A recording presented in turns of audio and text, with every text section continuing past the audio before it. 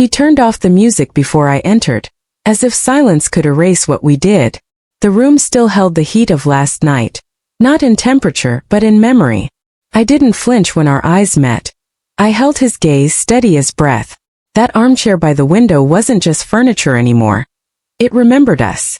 I wasn't swept into it. I opened the door and walked in with both hands empty. It always started the same. Hallway lights dimmed to a hush, air still carrying the sleep of pine from the woods outside, and my steps echoing softer than they should. Mornings at Hawthorne Ridge didn't begin with alarms or bustle, but with stillness, like the building exhaled before the day pulled it into motion.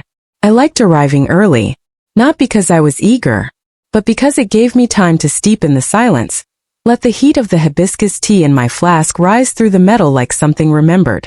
I never used both earbuds, always kept one ear free, like I was waiting for something off-script to call my name.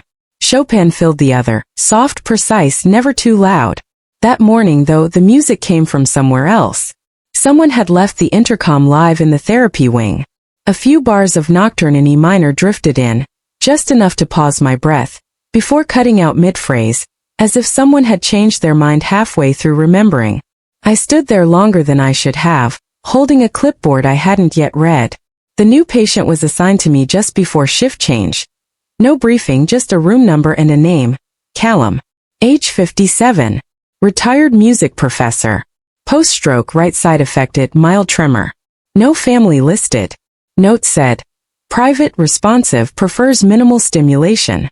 Room 3A was at the end of the corridor that caught morning light first. I always paused at that turn out of habit or maybe hesitation. His door was half closed. The kind of half that asked you to knock but didn't mind if you didn't. I pushed gently. The first thing I noticed was the quiet. Not silence, just that particular kind of hush that happens when someone's been waiting too long with nothing to say.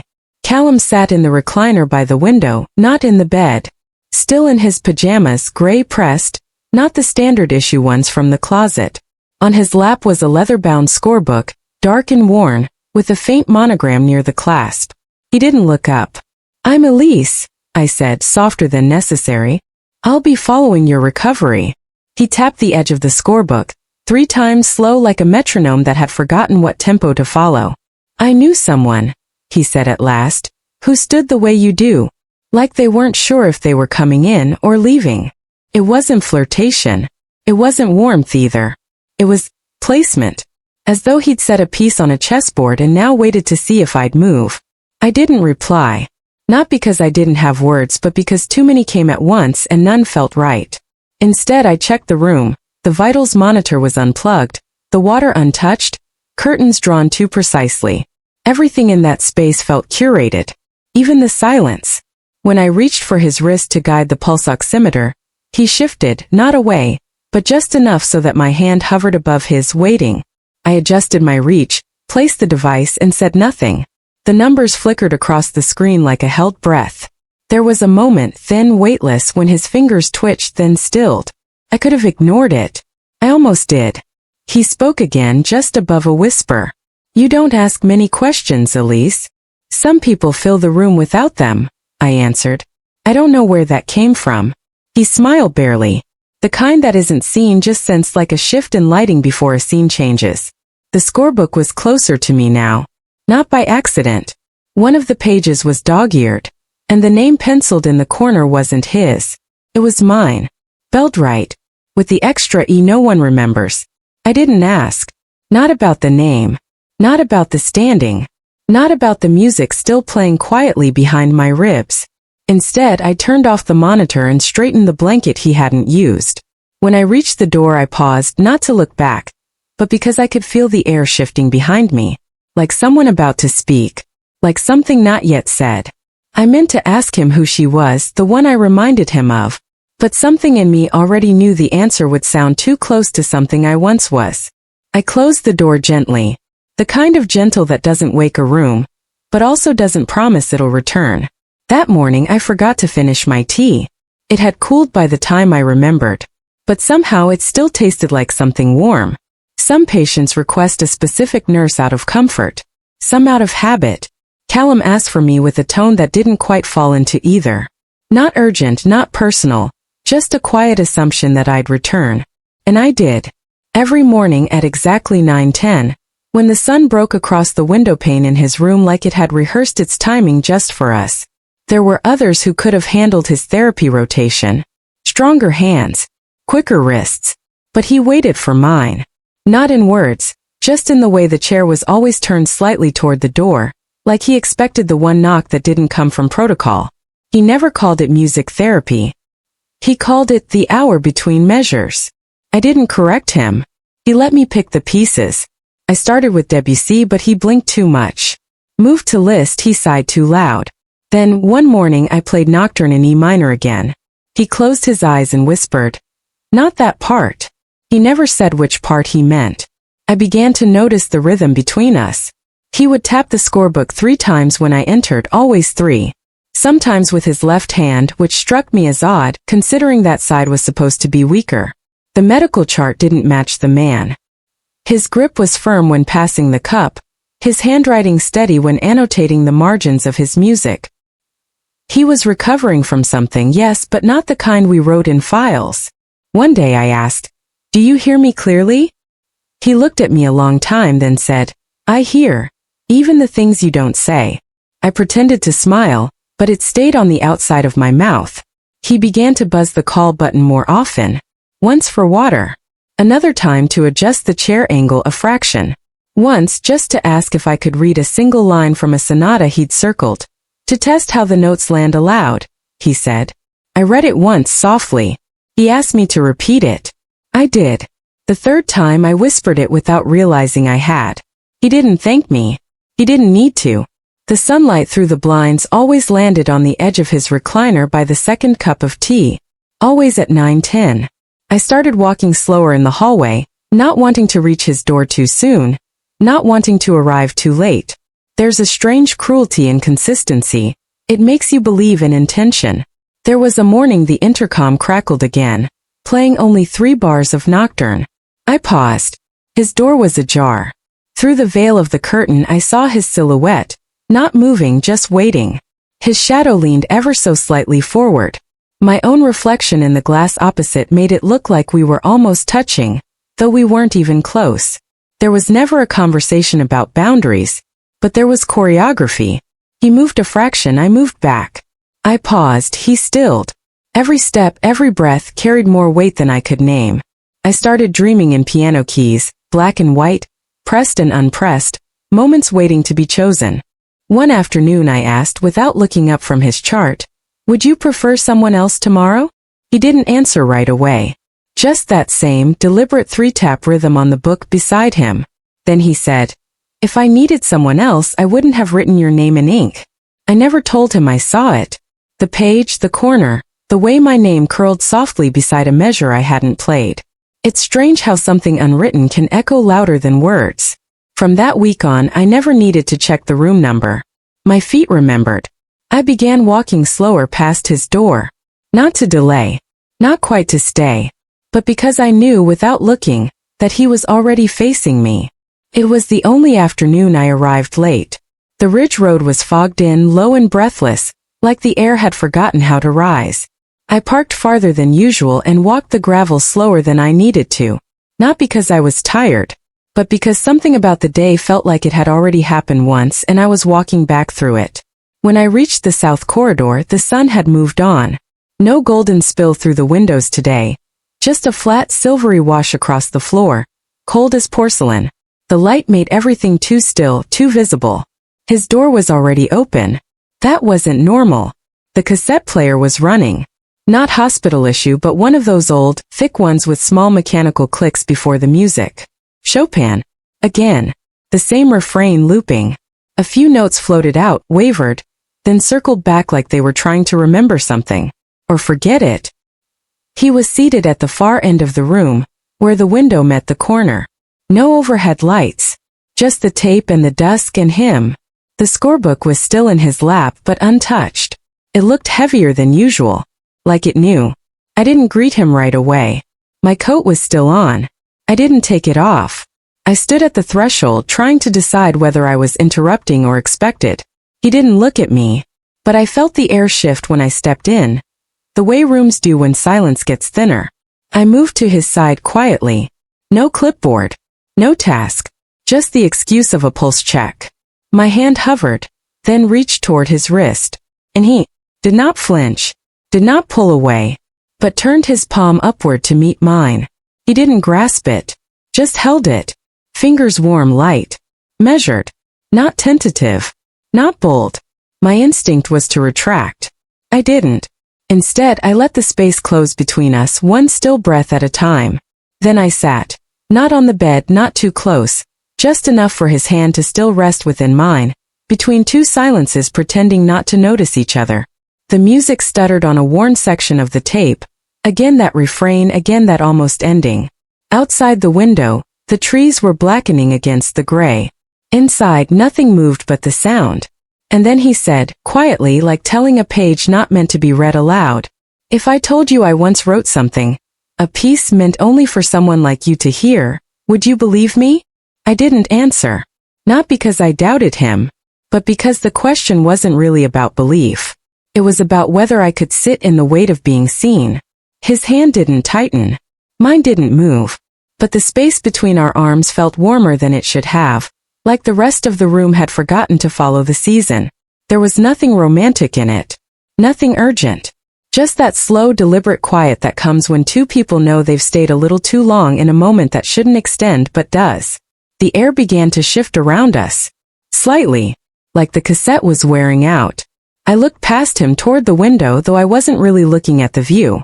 More like pressing my gaze against something that wasn't supposed to reflect. I saw the outline of his shoulder against the glass. Mine beside it. They weren't touching, but close enough that their reflections did. No one else entered the room. No voice down the hall called my name. But something inside me said softly, "You're still here." And I was. He didn't speak again. And I never moved to pull my hand away. We stayed in that not quite touch, that not quite departure. Not a moment. Not yet memory. Just breath and sound and dusk. I didn't take the scorebook that evening. But later at home I opened my journal and rewrote the notes I remembered by hand. Maybe to keep them from fading. Maybe to understand why I hadn't let go. I avoided his room the next morning. Not in haste, but with a certain stillness, like one walks around a crack on glass, careful not to widen it. I volunteered for wound checkups on the lower floor. An excuse no one questioned. The air in the hallway near his room felt warmer. Somehow like it had retained the weight of that moment. I didn't want warmth. Not that kind. He didn't call. Not directly. But by mid-morning I found a slip of paper tucked under the corner of my chart, neat, impersonal script and signed. Mr. Callum requests assistance with mobility exercise, preferably from someone attuned to tempo transitions. It didn't say my name. But it didn't need to. I didn't respond. That was the first time I refused a request without filing a replacement. And yet no one followed up. I thought that would be the end. But later that day something softer arrived. A weight not heavy but deliberate. His leather-bound scorebook, resting on the edge of my desk. No note this time. Just a soft indentation on the first page, pencil on paper, written in a hand too steady for a man recovering from a stroke. The one who once stood too long beneath a lit window will understand who this was written for. The line wasn't a confession. It was a mirror, silent, tilted, reflecting more of me than of him. I closed the book without reading further. I told myself I would return it untouched. That night I didn't. Instead, I placed it beside my teacup. Let it sit there while the water cooled, as though waiting for music to rise from silence. There was no music, only memory. In my mind I heard a pencil drag against staff lines, slow and searching. And beneath it, the quiet rhythm of a breath I had memorized but never claimed. I should have slept. But the stillness felt heavier than exhaustion. So I reopened the book, not to read, just to hold it open, like holding a door that shouldn't have been left ajar. The next morning I moved quickly past his room. No stopping, no glance inside. I thought I could outrun whatever echo had begun. But something made me halt at the end of the corridor, barely half a breath. The scent was faint, misplaced. Not antiseptic, not detergent, but rose. Subtle, dry, with the kind of sweetness that lingers only in tea steeped long from hand-folded petals. The same blend I brewed every morning. I turned back slowly, not enough to see and just enough to confirm the impossible. There on the small table beside his window, sat a porcelain pot, cream-colored, unassuming. Next to it a single cup, rim marked as though someone had just lifted it. No nurse had been assigned to his beverage prep. No entry in the logbook. No reason for that tea to be there. I didn't enter. I didn't speak. But the scent curled into the fold of my scarf, and somehow stayed. That evening, I found the scorebook still on my desk. I opened it again, this time to a page deep in the center. The notes blurred slightly at the edges, as though penciled in under candlelight, or written from memory rather than intent. I didn't try to play it. I just stared at the rests, long pauses between clusters of sound, and wondered if silence too could be a kind of confession. There was a tension in that silence. Not one of passion but of weight of shared knowing. A silence that did not accuse, did not excuse, did not beg. Only held. I didn't ask who brewed the tea, but I knew whoever did had listened, and understood that silence once chosen is no longer absence, but presence too heavy to name. I'd never seen her before, but the moment she appeared at the edge of my late shift, I didn't need to ask who she was. The light from the staff hallway lamp fell gently on her silver hair. Neatly brushed, not stiff. She stood there for a while, one hand resting softly on the strap of a burgundy leather bag, her eyes neither searching nor waiting. "He's written that piece for others before," she said, calmly without bitterness. But only when you listened did I feel fear. We sat across from each other in the back break room. The fluorescent light buzzed faintly overhead. One of the ceiling bulbs flickered as if ticking off time neither of us needed. She pulled a folded paper from her bag. Old, yellowed, edges softened like something handled often but never carelessly. One line, handwritten in soft ink, hesitating at the end like a refrain clipped mid-bar. If I ever left Ariane, it would be because the piece hadn't hurt enough. I didn't ask how many times she'd read it, because I already knew, someone who carries a score like that into a night like this hasn't come to take anything back. "You don't need to say anything," she continued, her gaze fixed somewhere behind me. "I didn't come to stop you. I only want to know, where would you hear it? For the last time." I went silent. Not because it was too intimate a question, but because I didn't have an answer. Or maybe I had already placed it down gently on the morning I didn't walk into his room. When that piece of music, once something only I had carried home, something once played in the hush of early light, was now playing over the public lounge speaker. No longer private. No longer with silence between the notes. I stood by the hot water dispenser as the piano rose again. An elderly woman slowly pushed her walker past, humming something out of tune, tilting her head toward the sound. No one remembered the refrain. No one knew. That piece had once lived between two hands that never touched. I folded the letter, more carefully than needed. There was a soft, quiet gratitude in me when I looked back at her for the last time, as if both of us knew. Some compositions are only meant to be heard once correctly, not saved, not kept. I didn't tell her I had once sat beside him in a dim-lit room, where morning light didn't divide right from wrong. I only asked, did he ever write the ending? She didn't answer. She placed her hand on the table, close to where I'd set down my teacup. Not touching, not near enough to flinch, but close enough for me to know. She had once known precisely how distance could ache without saying a word. When she left, no one at the facility asked who she was.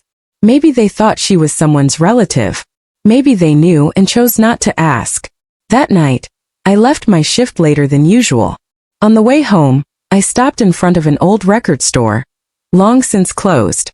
Inside, a faint glow from the backroom light reflected against the dusty pane. I couldn't see my own face, but I could see a sheet of music with no title, lying quiet on a wooden shelf.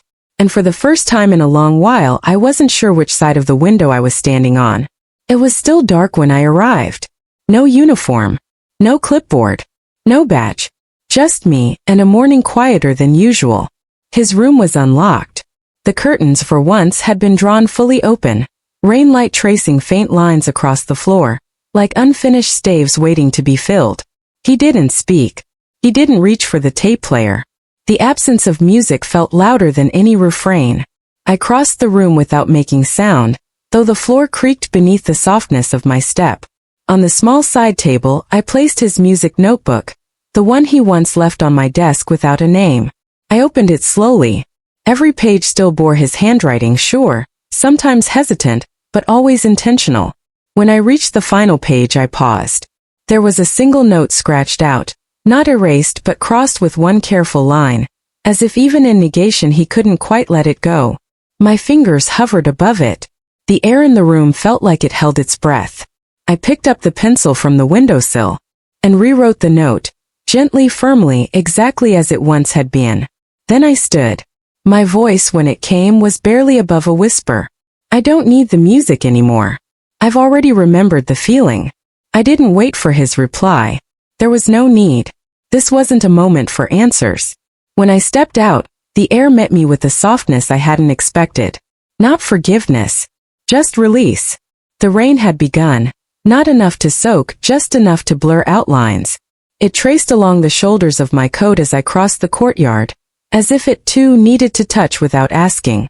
Then behind me, a door clicked open. Music followed. Not Chopin, not memory, but a solo, hesitant at first, then steadier, deeper. A melody no one had ever practiced aloud. I didn't turn back. There are things the body remembers without needing to revisit. There are pieces of ourselves we claim not in rebellion but in return. I don't believe I betrayed anyone. I simply could no longer be a nurse.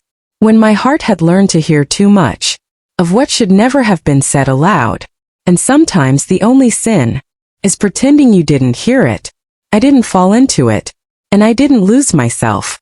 They always ask, quietly or with their eyes, "Did you know what you were doing?" Yes, I knew. I didn't wear the uniform that morning because I no longer carried the role.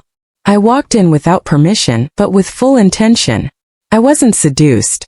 I stepped in, eyes wide, hands steady, heart unwilling to apologize anymore. They never handed me the right to choose, so I gave it to myself. And if that's a kind of sin, then it's the first one I ever chose with both feet on the ground. There was a time I used to whisper what I wanted into my pillow, hoping no one would hear, not even me. Back then I thought restraint was virtue. I thought asking for more music, more warmth, more noticing was selfish, ungrateful. But silence can be louder than a scream, especially when you've spent years folding your needs into neat corners of service. So let me say this just once, and let it hang in the air like the last note of a refrain. Desire is not chaos. It is clarity if you're brave enough to look at it without flinching. We're not weak for wanting something we shouldn't. We're weak when we lie to ourselves that we don't. If any part of this story made you stop just for a breath, if something about the light, the waiting, the music that played too long after the room emptied, felt familiar, then maybe leave a quiet sign. Not for me. For yourself. A like. A note. A silence returned. Because someone out there is still waiting for permission. Maybe this is how we give it back, one unfinished story at a time. I never told anyone what I wrote in that notebook. But I think he knew. Maybe that's why he never erased it again. Rain was falling on the tin roof that morning. Soft. Constant. Like someone playing a memory in loop. And I didn't look back. But I knew the room behind me wasn't empty.